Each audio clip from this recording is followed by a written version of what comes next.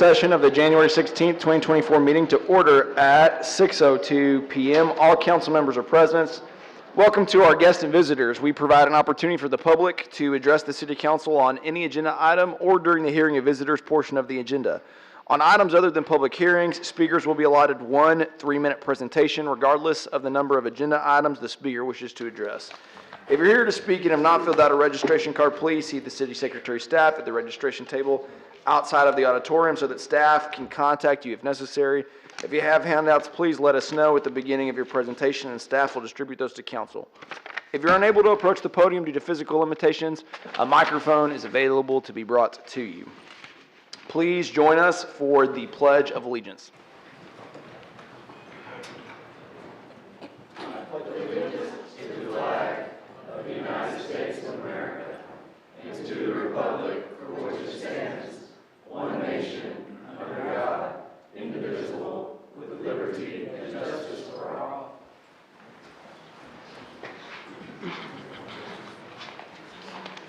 First item of business is to consider the minutes of the December 19th, 2023 regular City Council meeting. These minutes were provided in your meeting packet. Are there any corrections? If not, those minutes will stand approved as submitted. And we have two proclamations today. And I'm going to ask Dan, the director of our Convention Center and Visitors Bureau, to join me at the podium. It's not Dan, it's Carla. Hey, Carl. Hi. Okay. Our first proclamation today is Waco is a tourism-friendly community.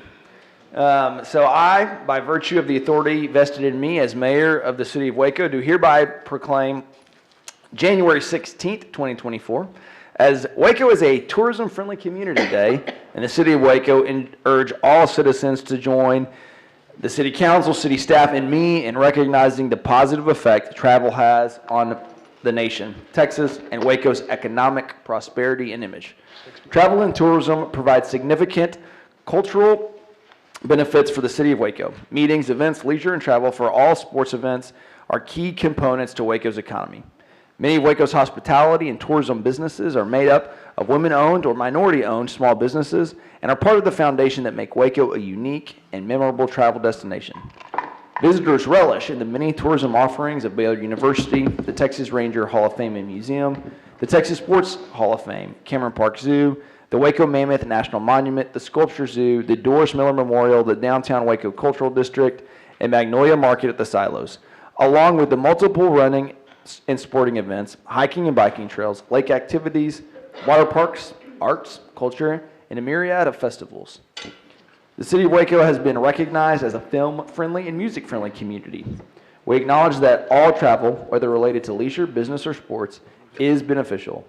Welcoming visitors from near and far always has been and always will be the enduring ethos of the travel industry and of Waco. In testimony whereof, witness my hand and the seal of the city of Waco this 16th day of January 2024. Thank you so much. Can you say some few words? Thank you, Mary. This is the first step in Waco becoming certified as a tourism-friendly community. We're really excited about making these steps, and we'll work with all of you on that process. So wish us all luck. Thank you. I got it. And next, I'm going to read this proclamation, but there's no one here to receive this. But this is an important proclamation that I'm thrilled to be able to give today, but sad to be able to give. And it's to honor Congresswoman Eddie Bernice Johnson.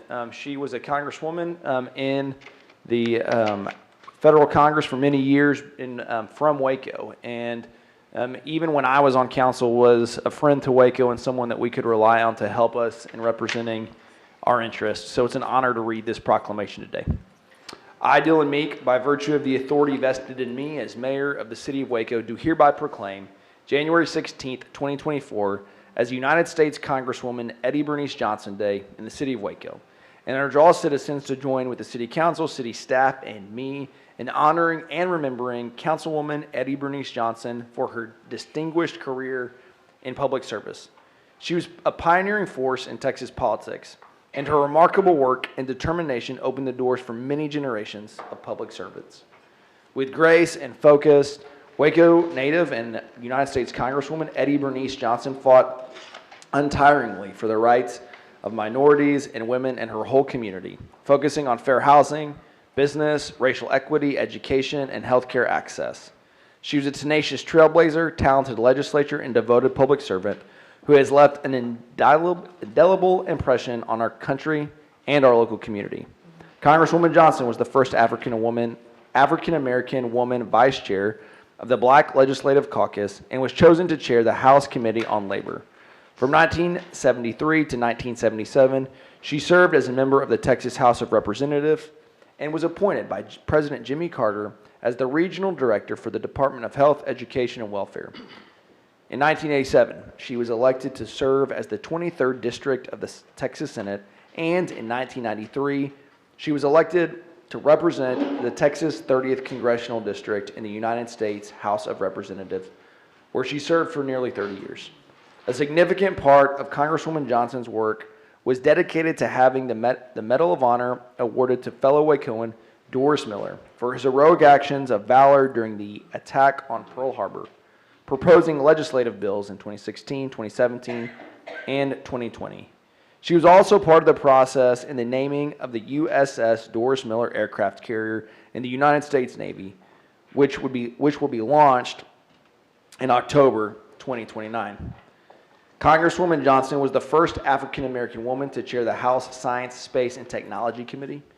She was a champion of science, technology, engineering, and math, education, diversity, equity, job expansion, and inclusion for the nation's scientific fields.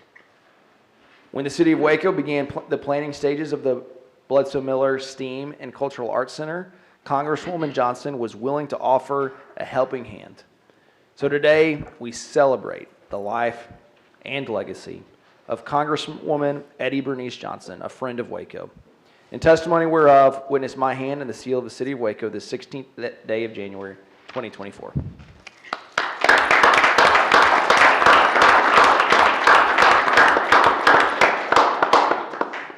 Back to your seat, I'd like to mention that several Wacoans, my fellow council members Holmes and Rodriguez and I were a part of a community tribute for Congresswoman Johnson. The family, with the help of former Congressman Chet Edwards, made a stop in Waco, and the funeral procession drove by the Doris Miller Memorial, and there were several of our community members, leaders, out to pay homage and offer tribute to the memory of Congresswoman Eddie Bernice Johnson. It was a great day for Waco to show love to EBJ. I appreciate council members attending that. I was just going to say I was proud and honored to be there representing the city and my district to such a proud woman that opened so many doors for all of us to be able to walk through those doors because of what she did. For sure. Thank you, council members. All right, we will move to public hearings, and our first public hearing is public hearing 2024-12. I'm Jeremy Pacina with Economic Development. Good evening, Honorable Mayor and City Council. This is a public hearing in accordance with the requirements of the Texas Tax Code, Section 312.002(c)(1), to consider a resolution reauthorizing the tax abatement policy by adopting the City of Waco's business tax abatement guidelines and policy statement for a period of 2 years, which would be effective from January 3rd, 2024 through January 3rd, 2026. Chapter 312 of the Texas Tax Code requires that a municipality must adopt guidelines for tax abatement before it can grant tax abatement agreements. Therefore, a municipality may only enter into tax abatement agreements that meet its adopted guidelines. The guidelines are effective for 2 years from the date that they are adopted. Effective September 1st, 2019, Chapter 312 also requires that a public hearing be held at which members of the public are given the opportunity to be heard regarding an adoption, amendment, appeal, or reauthorization of the tax abatement guidelines and criteria. Notice of this public hearing was published in the Waco Tribune-Herald on January 9th, 2024. Are there any questions for staff? We will open a public hearing for comments. I do have one card, and that is Mr. Ephraim Herring.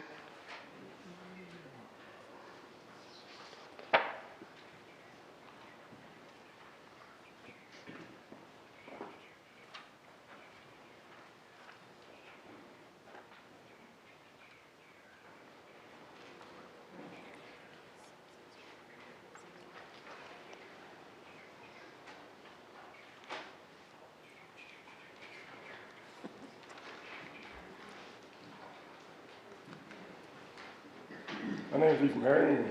I own property at 1046 Chestnut. I signed a tax abatement agreement with y'all on December 16th, 2016. One of the things I've been harping on ever since August 1st of 2017 was a certificate of occupancy.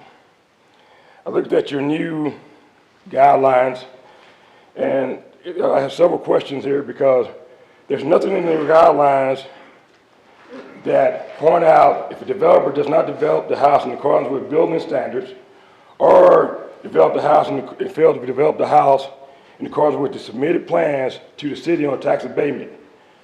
My house that I got built when I signed an agreement with you was not built in accordance with the tax abatement agreement that we made together. So I paid my taxes because I made an agreement, I'm a man of my word.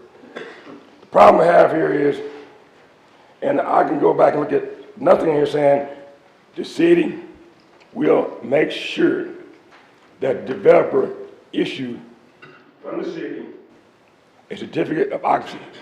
Why is that a big issue? Certificate of occupancy is what you need to go to a bank to get your first mortgage. If you're a developer, like a small developer, you need that document so when you go to the bank, all banks that gives you a decent mortgage will require that.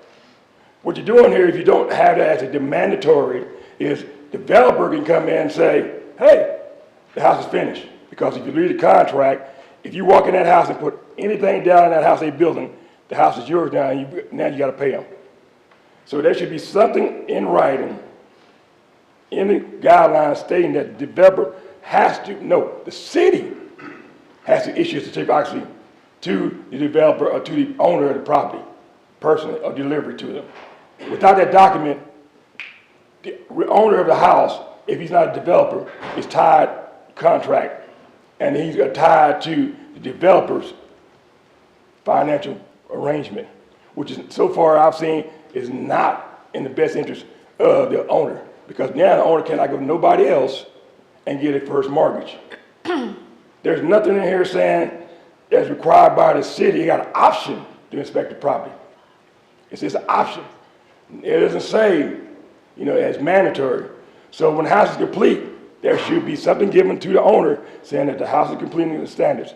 I did all my research, and there's nothing on your books that says that the developer can deviate from the plans that we have made agreement on. Nothing. I've looked for 7 years. There's nothing saying they can deviate. If you look at my property, you'll see all you have to do, if you want to go look at my property, 1046 Chestnut, is pull the plans that were submitted to the city. And you'll find out my house is not in accordance with that plan. And last but not least, and I get you, without documentation from the city, it's not current. God bless you and be safe. Thank you. Is there anyone else here to speak on this item? If not, we'll close the public hearing and I'll ask for a motion. Move to approve. Second. Motion is second. Any discussion? Please poll the council. Yes. Rodriguez? Holmes? Borderood? Yes. Ewing? Meek? That motion carries. We'll move to public hearing 2024-13. Honorable Mayor, members of the council, this is a public hearing to consider a resolution granting a special permit to Kendall Cockrell for a short-term rental type 1 in the R1A district on property described as Lot 12, Block 1 of the Wooded Acres, known as 2417 Wooded Acres Drive. By a vote of 6-1, the Plan Commission recommended approval of the request based on the following findings. 1, the proposed use is consistent with the comprehensive plan and the purpose and intent of Chapter 28 of zoning of the Code of Ordinances of the City of Waco. 2, the proposed use is compatible with the appropriate orderly development of the area in which it is located. 3, the proposed use will not be more objectionable to neighboring properties with traffic congestion, noise, fumes, vibrations, or any other characteristics than any use permitted in the zoning district without the grant of the special exception. And 4, that available community facilities and services, including the road system providing access to proposed use, are adequate for the proposed use. Pursuant to state law and the zoning ordinance, if a protest is filed with a Plan Commission or City Council against an application, it shall not be approved except by a 3/4 vote of all members of City Council. Protest must be signed by the owners of 20% or more, either of the area of the lots included in the application or of the lots of or land immediately adjoining the area which is subject of the application extending 200 feet from the area. In this case, a protest was received meeting the criteria, therefore a 3/4 city council vote is required for approval of this request. Are there any questions for staff? We will open up a public hearing on this for comments. Is there anyone here to speak on this item? And I actually do have two cards. The first is Carter Harris, and on deck is Vance Dunham Jr. Carter?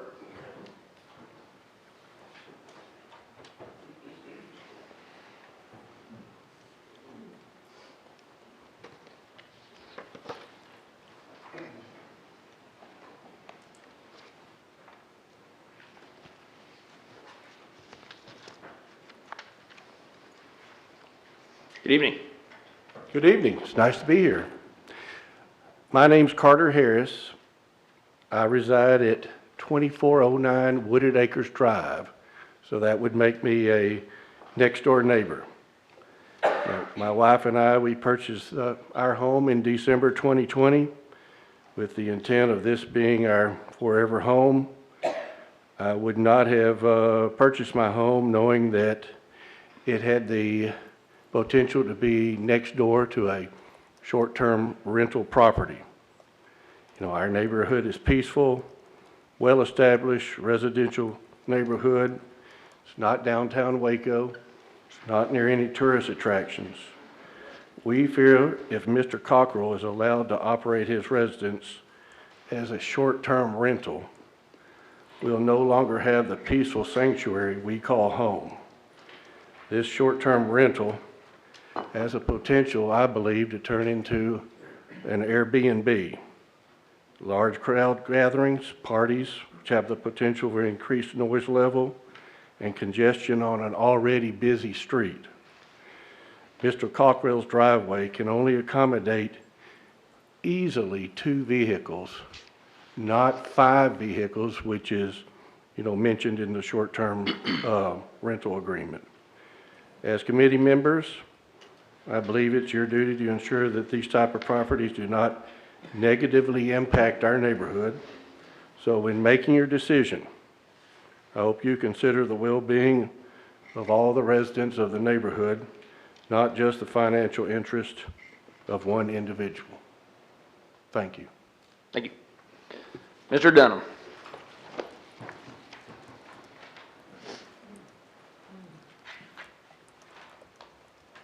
I'm Vance Dunham Jr. I'm an attorney here in Waco. I'm here representing myself. I own the property at 2432 Rosewood.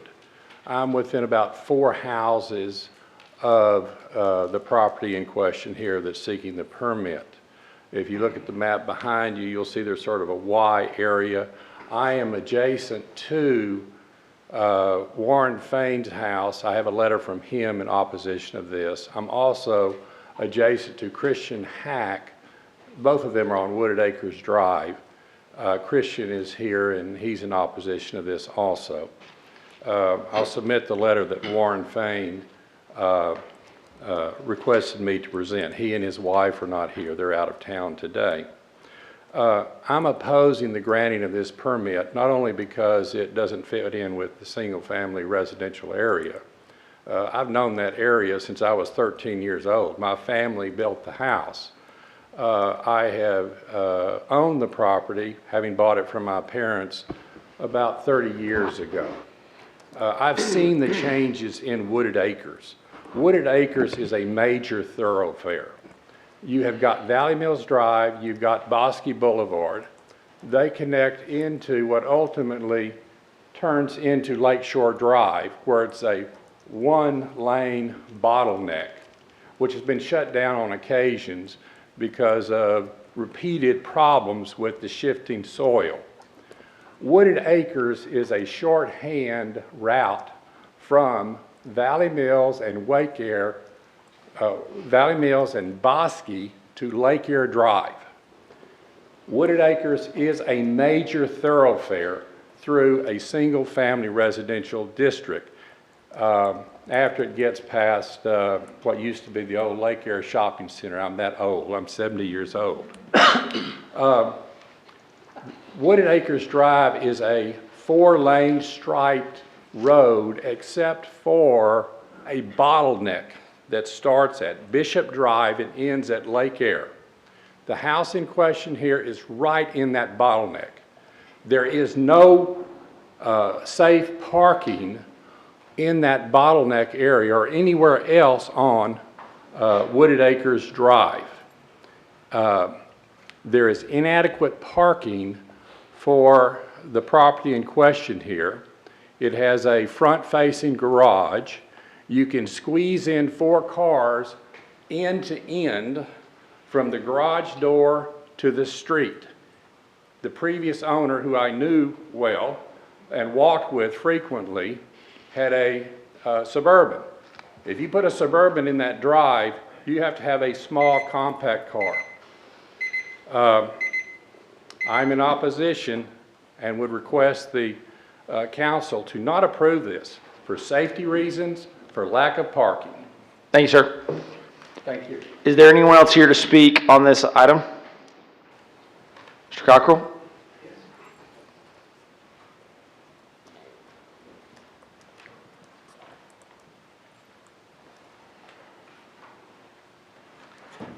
Good evening, council. My name is Kendall Cockrell. I'm the applicant. I'm also an attorney here in Waco.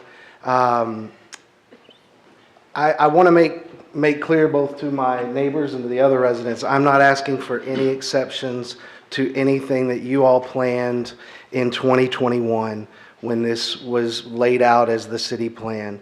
Y'all put a lot of thoughtful effort into that. I know you took a ton of community comments about that. I don't know if Van or Carter were here for that about this neighborhood, but when I purchased this home, this was the zoning that was in place. I'm not going to ask you to change the zoning for me, and I'm not asking for any exceptions to zoning. I am asking to be permitted to carry out a permitted use at my residence. I'm happy to answer any questions about the residence. I've worked with the city and with the Planning Commission to make sure that it is in compliance with the rules as Clint said earlier. So I want to make sure everybody understands I'm not asking for any changes. And the other thing I want to make perfectly clear to anybody that doesn't understand is this is specifically type 1 because I can't get type 2. I'm not asking for type 2, but we can't get it on our street. It's not possible. It's not possible for what I'm asking for, which is the ability to rent out rooms of my house to turn into whole house, because it's not, this council decided in 2021 that our area wasn't allowed to do that anymore. And I'm in total support of that. And I appreciate the work you guys did then and the work y'all continue to do today. And I look forward to hearing your decision. Thank you. Could I ask him a question? Sure. What about the parking that was mentioned by one of the?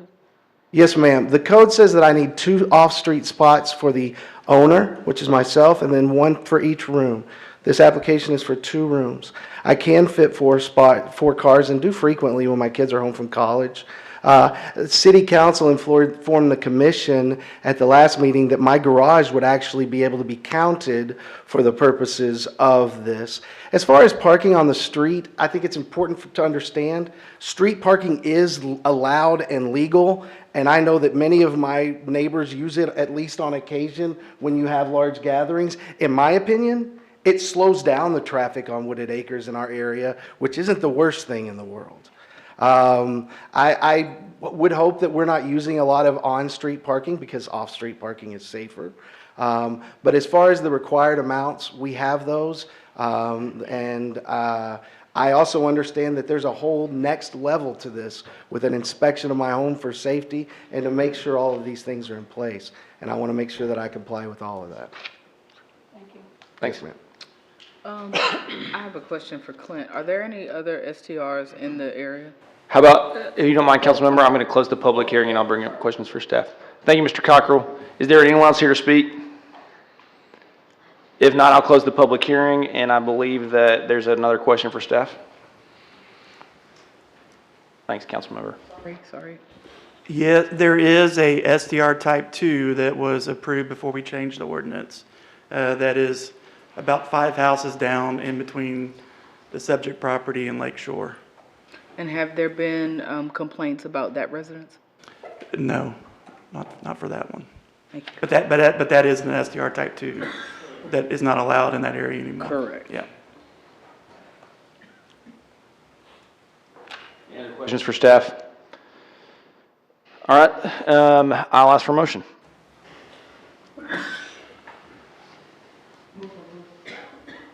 A motion?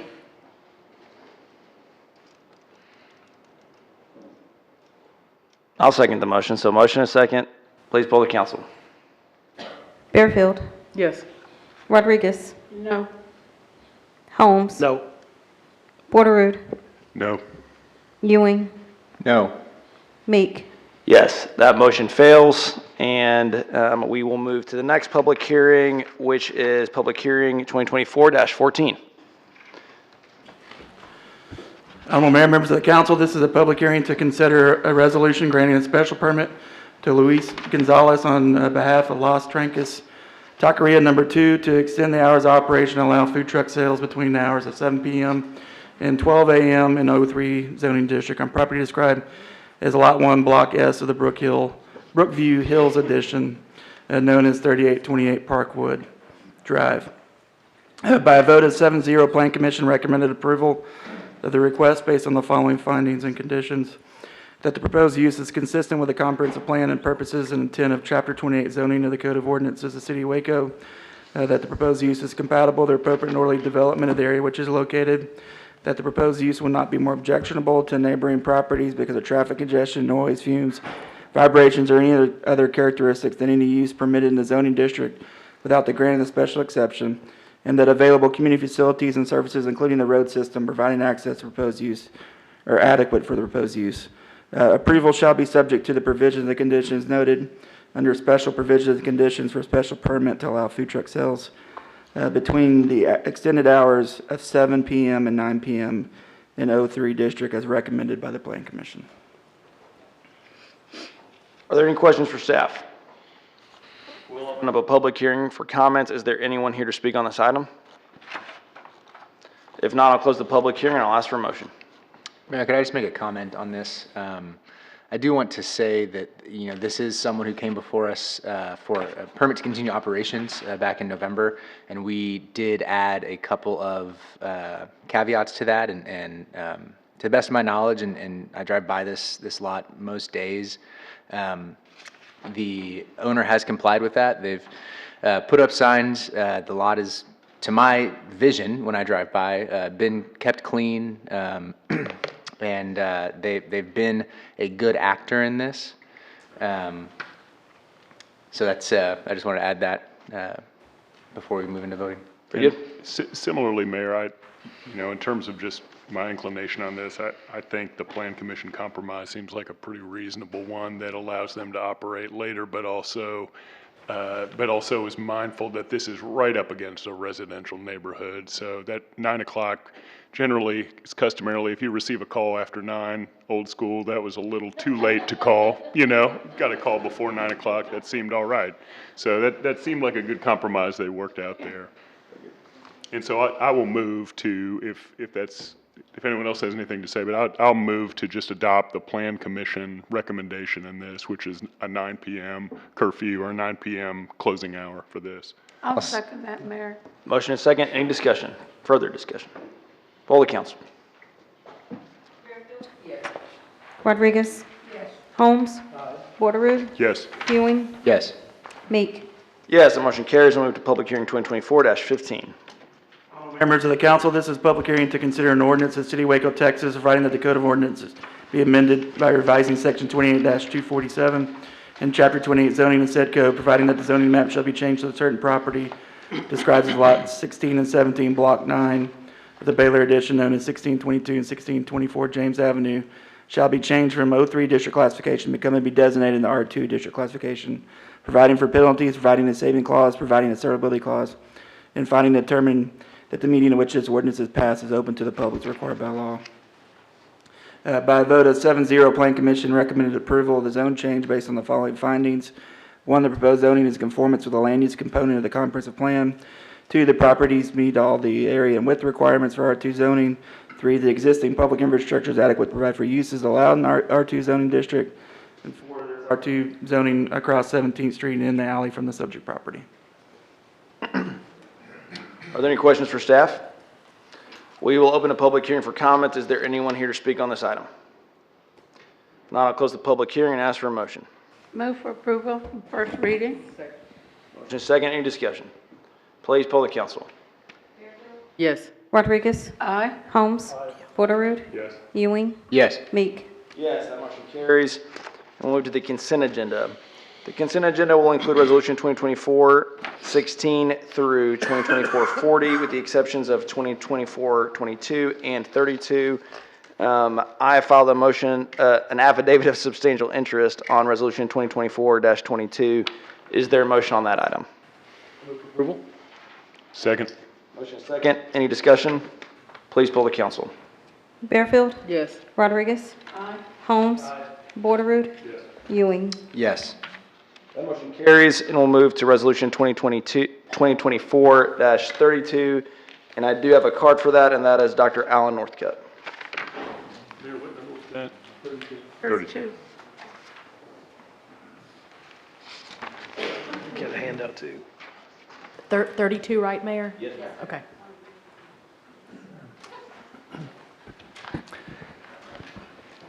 Alan Northcutt, and you do have a handout. As you know, the council has repeatedly expressed its concern about the climate crisis and its desire to lighten the city's carbon footprint.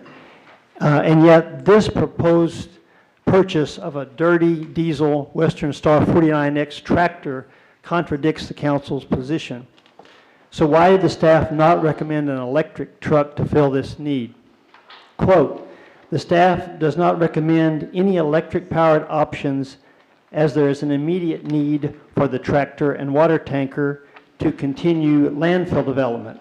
Lead times for electric power options would negatively impact the MSW 2400 landfill development schedule, close quote. And yet, there's no mention of specific alternative electric trucks or delivery times for these vehicles. So how do we know the delivery times and if they are excessive? This is, isn't this actually the continued desire for business as usual and rejection of electric trucks outright that we see repeatedly here? And we should remember that the transportation sector is the largest source of greenhouse gas emissions in the U.S. So are e-trucks with proper specs available? I believe there are. For example, Freightliner produces its e-Cascadia Class 8 trucks with range of 150 to 230 miles, which would be adequate for landfill work. Now, the horsepower of the proposed Western Star diesel truck is not stated, but on the website they range from 350 to 605 horsepower, depending on the powertrain choice. This is similar to Freightline's electric trucks. This ranges from 320 to 470 horsepower, very similar. So this or other heavy-duty electric truck would very likely fill these needs. The climate crisis was especially severe in 2023. It was globally the hottest year ever recorded. The U.S. had a record 28 disasters costing $1 billion or more. Waco experienced the third hottest year on record and the first or the second worst drought, with water shortage and damage to crop, hay, wheat, cattle, and sheep in the county. And we know that during the heat wave, people died. We just don't know how many. So I call on the council to live up to its pledge to help combat these weather disasters that are happening right here in Waco. And rather than approve this resolution, seriously consider specific electric options first. Anything else is greenwashing in my view. Thank you. Thank you. I did not ask earlier because we kind of got out of sync with the work sessions. I never asked council if there were any items on the consent agenda that they'd like to pull other than Resolution 2022 and 32. Are there any other items that council would like to pull from the consent agenda? There's not one that I want to pull, Mayor, but I would like to ask staff if they will give me some paperwork and keep me up to date with the 030, the 17th Street and Clay project. Absolutely. We'll make sure that happens. Thank you.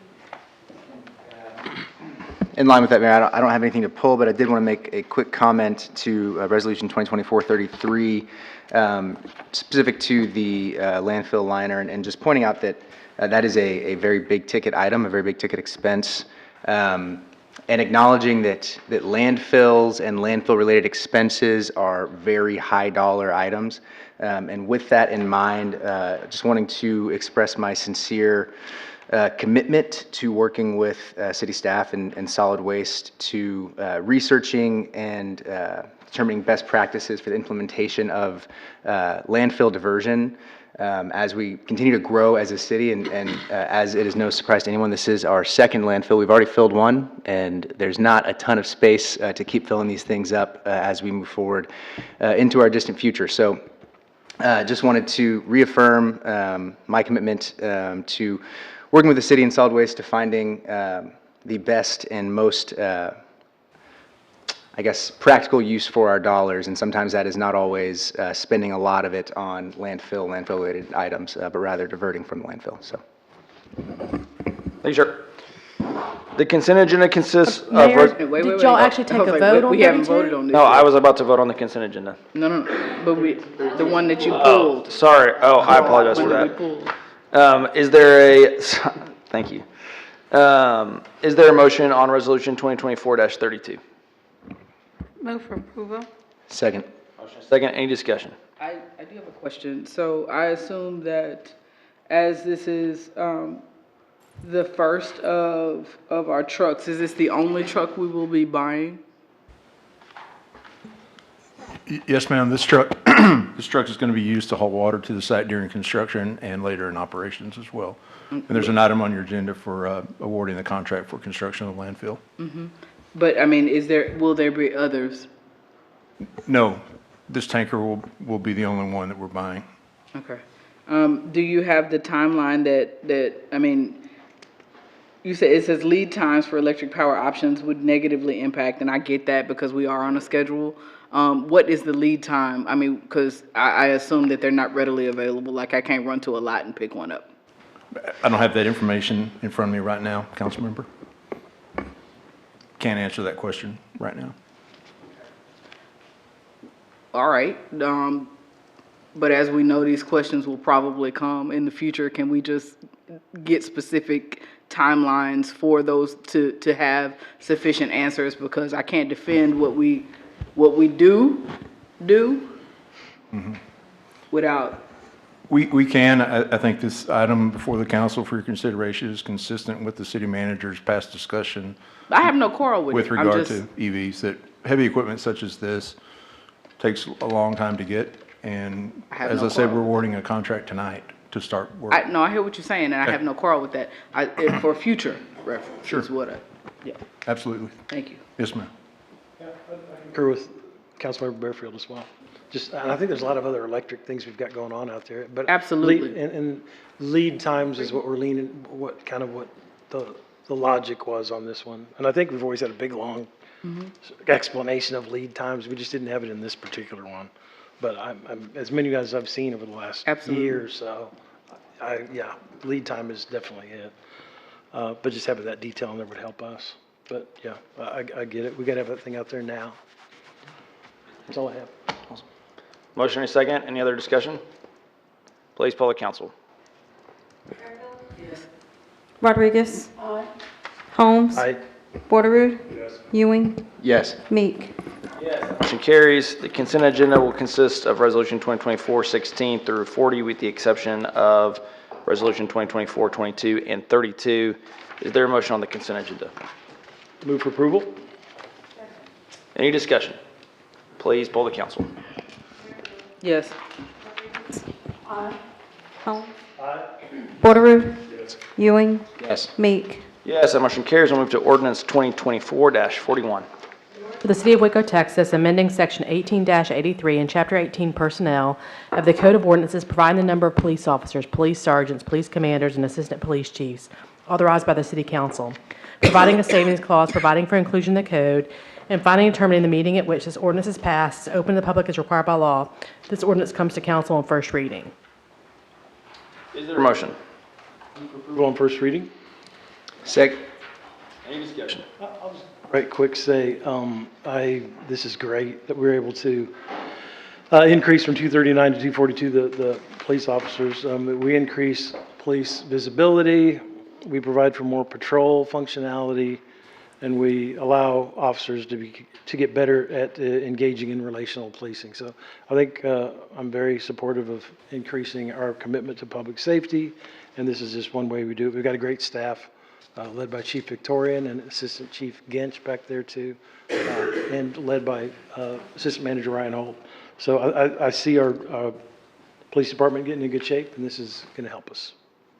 Totally in favor of this. Any other discussion? Please poll the council. Bearfield. Yes. Rodriguez. Holmes. Aye. Porterud. Yes. Ewing. Yes. Meek. Yes, that motion carries. We'll move to ordinance 2024-42. An ordinance amending section 25-133.1 temporary construction speed zone of Article 6 speed regulations in Chapter 25 traffic and vehicles of the Code of Ordinances of the City of Waco, McLennan County, Texas, to adopt a temporary construction speed zone of 45 miles per hour on Farm to Market Road 434 from U.S. Highway 77 business route LaSalle Avenue to Loop 340, repealing all ordinances or parts of ordinances in conflict herewith, providing a severability clause, providing a savings clause, providing for inclusion in the code, providing for a penalty, providing for an effective date, and finally determining the meeting at which this ordinance is passed is open to the public as required by law. This ordinance comes to council on first reading. Is there a motion? Move for approval on first reading. Second. Any discussion? Please poll the council. Bearfield. Yes. Rodriguez.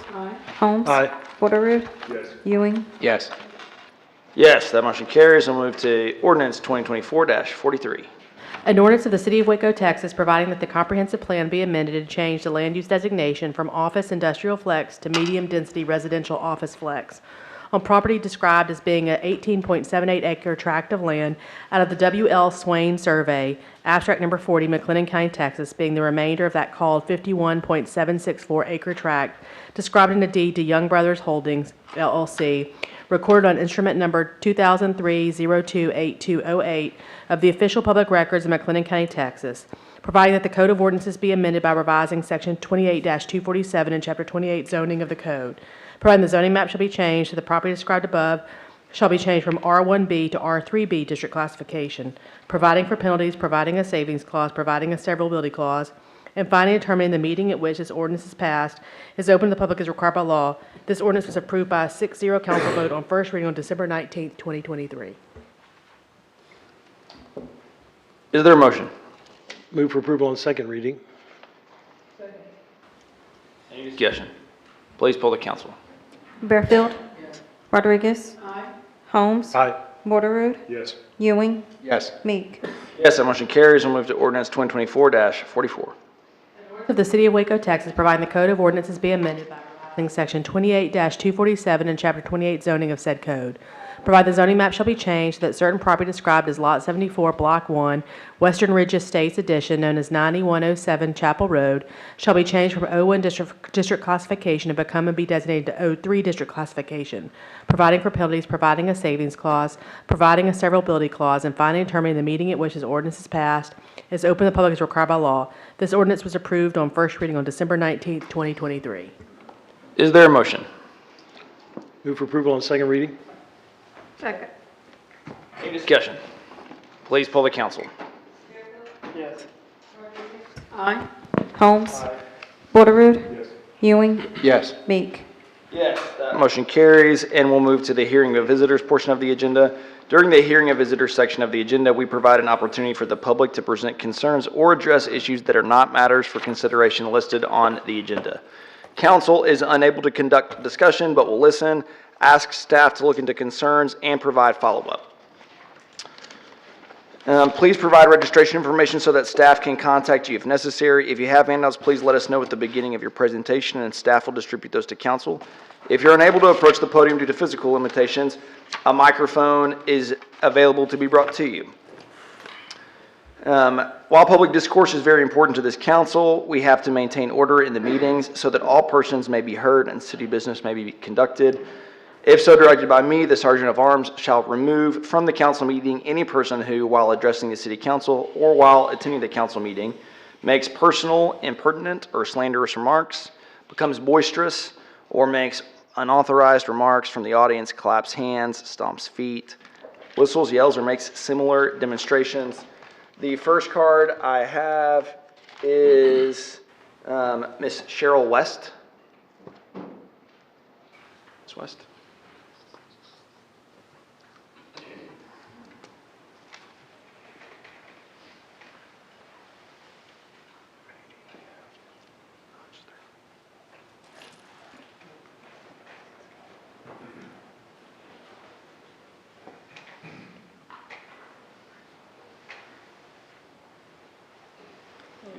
It's my understanding that if I have the support of at least 10 people, that my time can be extended. Is that That's correct. Yep.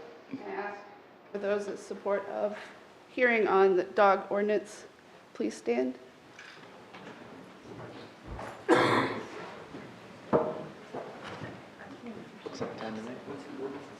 Yep. On the dangerous dog ordinances of Waco? Thank you. Thank you. Good evening. Thank you for doing the work of the city and for the people in your constituencies and on this frigid night. I appreciate the opportunity to speak with you tonight. I do have a confession to make. I am not actually a dog person. In the proverbial argument of dogs versus cats, I am without question a cat person. I refuse to turn around at this moment and look at the faces of the people who just stood up for me, all dog lovers, but we are who we are. Beyond cats, I'm really more of a people person, and I care deeply about where I live and the people around me. You'll hear testimony tonight about individual cases that have brought out concerns, and these kinds of situations affect the well-being of both citizens and the people around them. When we look at the dangerous dog laws or ordinances in Waco, I have to ask myself, whose dog, other than maybe a fluffy golden retriever on Austin Avenue, is safe? If my dog does something that dogs like to do, like chase a cat or fight a chicken, and they're harmed, they're now dangerous according to Waco's dangerous dog ordinances. What about a mouthy puppy or dog that air bites? In fact, were someone to call in a dog that was running around the neighborhood and other neighbors said they felt threatened, even from behind their blinds, that dog can be deemed dangerous. Where's the line, and is there room for compassion, common sense adjudication, etc.? I'd like to point out that it is often noted that the state of Texas has dangerous dog laws that we often defer to. However, those laws are about dog-to-people interactions. And so I'm asking for us to look specifically at Waco's ordinances tonight and not defer to the state's ordinances. What I've come to realize is that animal welfare reveals the fissures in a community and its systems. Pets are about people. The state of one is tied to the other. Chances are, when people or strays that were once someone's experience food insecurity, lack adequate care for their health, and or face inconsistent ordinances, policies, or policing, their people and the community they are in are not far behind. Which is why the concerns brought before you are bigger than animal rights or isolated pet issues. Beyond the fact that people own a dog, know a dog, or once knew or will in the future encounter a dog within city limits, ultimately these are people policies. We'll hear tonight about some legalities involved, and given that a dog can be seen as property, part of someone's work and livelihood, or a family member, I acknowledge the task of adjudicating is not a simple one. What I do ask is that for you to look at the state of the laws regarding deeming dogs dangerous, and look at the cities and ask yourself, do these ordinances best serve the people of my district? Or could they be better served with common sense laws that are clear, transparent, and are enforced whether by Waco PD or Animal Control, which is under their purview, in a way that is consistent and equitable. I ask you to examine the job descriptions and funding allocations of Animal Control, and I ask that if they are being fulfilled, are they being fulfilled to the spirit of the law? In what ways can city services provide education and resources when they are called out to a house or a neighborhood, like tonight that was referenced with more PD means more relational policing, which is an excellent concept, and we all want that. Animal Control, who falls under PD, should also be practicing relational policing, because again, pets and people are inextricably tied. I ask, in what ways can those services then provide those educations and resources, and can the city better partner with her own community organizations to ensure the best possible outcomes for all who reside in her gates, be it pet, person, or any living thing? By having animal control officers, we are already acknowledging the need for involvement at every level to make the city not just safe, but flourish. In that vein, I ask that Waco PD and ACO participate in yearly training on the laws to ensure familiarities such as how they are to be enforced, what the standard operating procedures are, as well as receive outside training with the advisement of the Humane Society of Central Texas on best practices in animal welfare. I say that again, I would love to ask that they would receive outside training as well with advisement of the Humane Society of Central Texas on best practices in animal welfare. Finally, I ask for greater transparency and opportunities for community participation. What are these standard operating procedures in a given situation? What's working, what's not, and why, and who can help? The culture of animal control must mirror that of any other people-facing department. It serves the community. For instance, if a reclaim fee is so inaccessible, too high for the average owner, such that the nonprofit next door has to contribute funds to citizens so they can be reunited with their dog or face the animal entering into the shelter, bumping another beloved dog up the euthanasia list because of space, is this our best people-facing practice? Is this best for the citizens of Waco? I will even go as far as to say, if your heartstrings don't tug for a dog, I understand cats are better. What more cost-effective way, if nothing else, than waiving reclaim fees or caring for an animal for weeks and months in a shelter? These are the questions worth asking, and asking outside of closed rooms where few are privy. As a communication consultant, I care a lot about healthy dialogue, deliberation, occasionally a good debate, which means developing a consideration for all the perspectives at the table and noting who is not at the table. I know we won't all agree, but if the conversation is to be had in good faith, we have to start somewhere. Lastly, I would be remiss if I did not take this opportunity to publicly acknowledge and praise the unending efforts of the Humane Society of Central Texas, their leadership, staff, and board. Rain or snow, as we saw this last weekend, or Texas heat, they provide vital services to the city and the rest of the county day in and day out, holidays included. We've seen just this past week from the city of Marlin what happens when shelter staff neglect their duties, show no compassion, and fail to provide even basic care for the lost homeless dogs or homeless dogs in the city. Of course, the animals suffer. We've seen that cruel reality play out with dead, dying, and traumatized dogs that were left without care. What we've also seen is how the people of Marlin are suffering and the consequences with no animal control, loose dogs reported running amok, nowhere to go. We need both entities, and they both need the support of the city. Even Waco has had to step in and provide assistance in this Marlin case, and I know that's not anywhere near where we are, but it's a reminder of the collaboration and cooperation that's necessary. What I hope you will hear from me now is that the work of the Humane Society may be thankless, but in all the places I have ever lived and volunteered, I've never seen such committed individuals, not just to the dogs in their care, but to the community. I ask that you consider them in whatever conversations go forward, because what I see when I volunteer there are people who are not just there for dogs that they love, but they're doing consistent city service, social services with anyone who walks in the door, whether they need dog food, whether they need shelter. They become a resource because they are a city hub for so many things. And I am afraid that they have been pushed to the side on some of the most critical issues that are facing the city when it comes to animals. But also, keep in mind, they can tell you a lot about her people too. Thank you. Thank you. The next card I have is Karen Eggets. Mayor, I just want to remind you, if a person has stood up in support of somebody getting 10 minutes, they are not allowed to speak. That's correct. If someone stood up, or you can come down, Karen. If someone is, she was just reminding council of the rule that if someone stood up for their 10 minutes, they can't speak, and you didn't stand.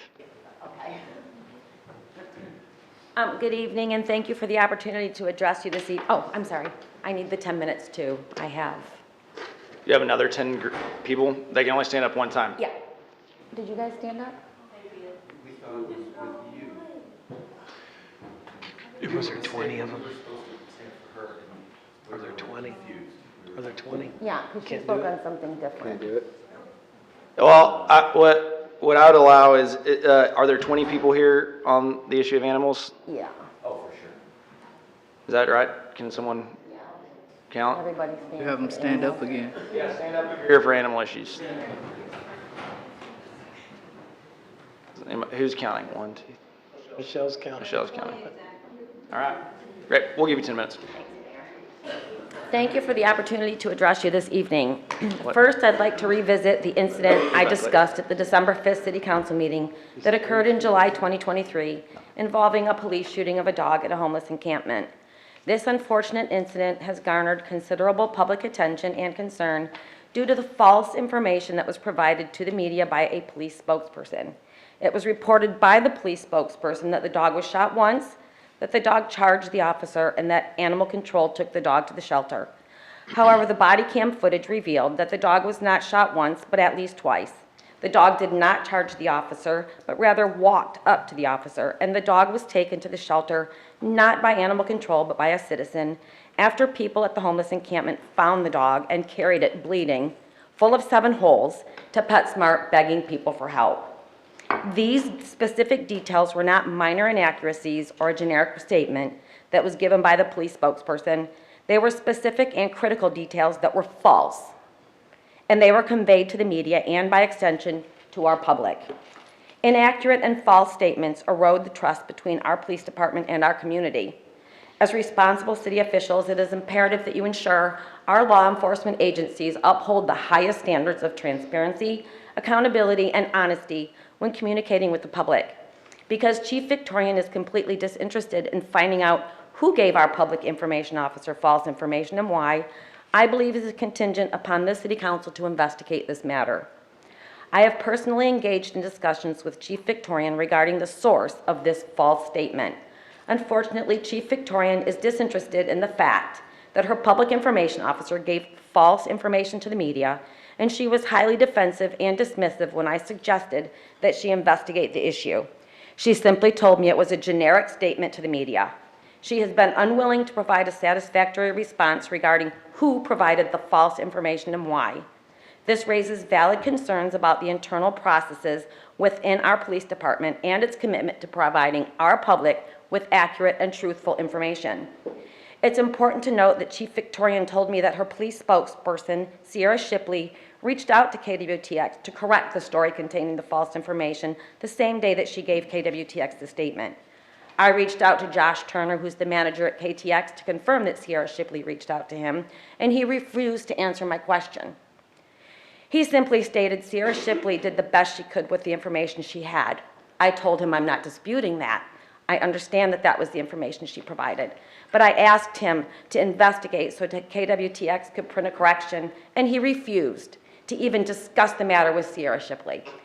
In other words, he wasn't interested in asking Sierra Shipley who gave her the false information or correcting the story. He was going to let the false article stand. Our City Council bears the responsibility of overseeing the various departments within our city, and it is your duty to investigate the circumstances surrounding the dissemination of false information by our police department. Thus, I recommend the City Council ensure the following solutions are put into place. One, it is crucial to launch an independent investigation into this incident. The City Council should commission a reputable third party with no vested interest in the outcome to determine who provided the false information to the media and why. Number two, implement transparency measures within the police department's communication procedures. This includes mandatory verification of information before it's released to the media and establishing a clear chain of command for dissemination of information. Three, hold individuals responsible for providing false information accountable through disciplinary actions if warranted. This sends a clear message that such actions will not be tolerated within our police department. Four, to prevent future misinformation, ensure that police officers and spokespersons receive regular training on accurate and ethical communication with the media and the public. Develop and enforce clear communication protocols. Five, establish an oversight committee composed of community members and city officials to monitor police department communications and report any concerns or discrepancies. Moving on to the second issue, I would like to address a case that has caused significant distress within our community. It concerns the confiscation and labeling of a 3-month-old puppy known as Georgia. She was deemed dangerous in the state of Texas. This situation unfolded when 4 puppies managed to escape from their backyard. 2 neighbors alleged that they were bitten by one of those 4 puppies. Although it is crucial to note that the ACO report did not identify and the victims could not identify which of the 4 puppies were responsible for the alleged bites. Nevertheless, all 4 of those 3-month-old puppies were confiscated. They were taken by ACO and designated as dangerous dogs in the state of Texas. In the packet I provided you, you'll see a picture of Georgia, a small puppy with a muzzle, which is a requirement of dangerous dogs. One striking aspect of this case is the absence of a guilt by association clause in any dangerous dog laws. Despite this, all 4 dogs were treated as guilty by association, raising questions about the consistency and fairness of our enforcement process. Furthermore, there are concerns of breed bias in this case. One of the complainants specifically identified the puppies as pit bulls. Even the City of Waco Municipal Court judge asked what the breed of the puppy was directly before giving the ruling on upholding the dangerous dog designation. We must be vigilant against any form of bias in our handling of such situations, ensuring that our procedures are fair and impartial. I believe that I am speaking for a vast majority of our community when I say the City of Waco residents stand united against any breed bias, and we adamantly refuse to accept any semblance of breed-specific legislation in any shape or form. To add another layer of complexity to the case, our city attorney's statement to me, copies in your packet, contradicted the information provided in the ACO report. She stated that all 4 dogs bit, which is contrary to the ACO statements and the ACO officer. This discrepancy has led to costly litigation and financial burdens on the owner of the puppy. Not only has he had to spend his hard-earned money on meeting requirements of keeping a dangerous dog, puppy, but he has also dealt with seemingly random fees tacked on throughout the process, with little to no explanation. He has spent upwards of $3,500 just to fight to get his puppy back and to have her have a right to live a normal life. It is worth noting that this litigation is a burden on taxpayers and should be avoided whenever possible. Therefore, I implore the City Council to explore the following solutions. Review and reversal. Conduct a thorough review of the dangerous dog designation on Georgia, the puppy, who was not accused of biting anyone, and the circumstances surrounding the confiscation of the puppy. If it is confirmed that the puppy Georgia was not identified as biting anyone, promptly reverse the dangerous dog label. Consider reimbursing the owner for the expenses incurred due to the wrongful confiscation of his puppy, including the city's boarding fees and any legal costs. This not only rectifies the financial burden, but also demonstrates the city's commitment to rectifying errors. Policy clarification, clarify and update the city's ordinances and policies regarding dangerous dogs to ensure that they align with best practices and promote fairness. Remove any ambiguities that may lead to situations like this one. This one's important, and advisory committee involvement. The City of Waco Animal Welfare Board should be involved in reviewing dangerous dog cases. offering their expertise to assist animal control officers in reaching fair conclusions based on thorough investigations and credible evidence. This approach ensures that the process is guided by a balanced and informed perspective, leading to more equitable and practical city policies related to pets. In closing, I want to emphasize the importance of these two issues and their impact on our community. As public servants, the City Council has a duty to uphold the highest standards of honesty, transparency, and fairness. We must ensure that our residents can trust the information provided by our law enforcement agencies and that they are treated equitably under our ordinances and policies. I will continue to monitor these issues closely, and I look forward to hearing from the City Council regarding the progress and actions taken to address these concerns. Together, we can work towards a community where trust and fairness prevail. Thank you for your time, and I appreciate your commitment to our city's well-being. And since the beeper hasn't gone off, I want to thank the city for all you do for our shelter, for the animals in our community. We are so blessed to have the shelter that we have. The city spends a lot of time and energy in operating this shelter, and we are so very blessed to have it. And I just wanted to thank you guys for that. So thank you. Thank you so much. Next, we have Craig Pollard.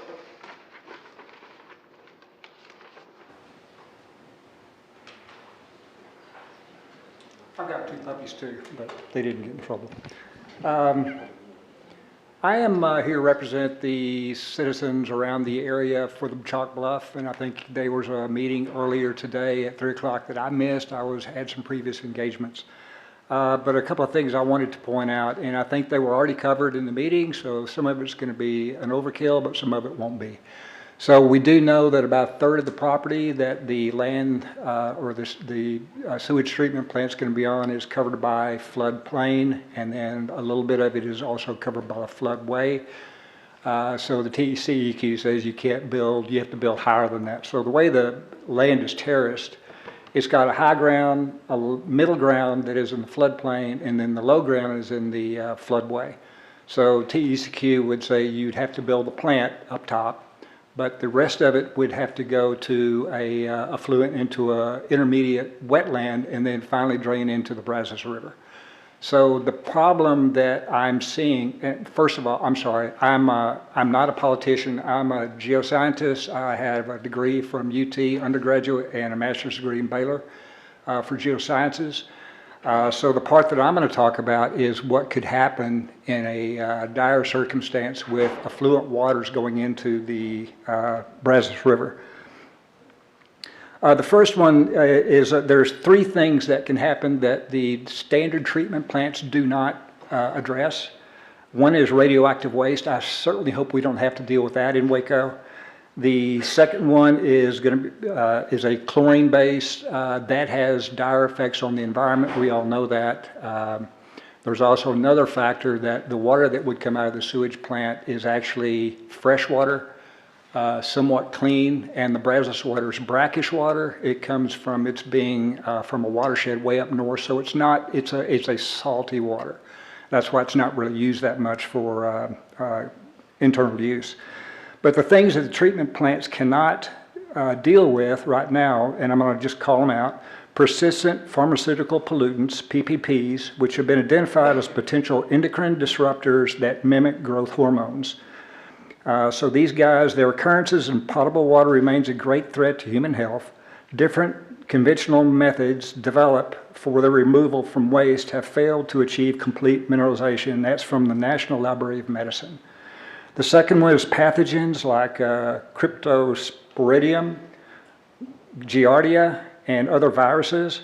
And these are among waterborne pathogens, protozoa, that generate outbreaks through contaminated or raw or treated water. And this is from the National Institute of Health. So what I would ask is if we get a list of these types of things that can actually come out of a treated water, that we have understanding of what that can do to us. The other problem that I see is that we're actually... If you could just wrap up your comments, Mr. Pollard, your time is up. But well, you can wrap up your thought, but your time is up. Okay, if I can. Then what we're doing is we're dropping it directly into the Brazos River, which is, it's the picture behind you. It's the pearl of Waco. We all know that. The other treatment plants that we know about, or the sewage treatment plants, are out in the smaller areas into smaller creeks. We're dumping this right into the Brazos River.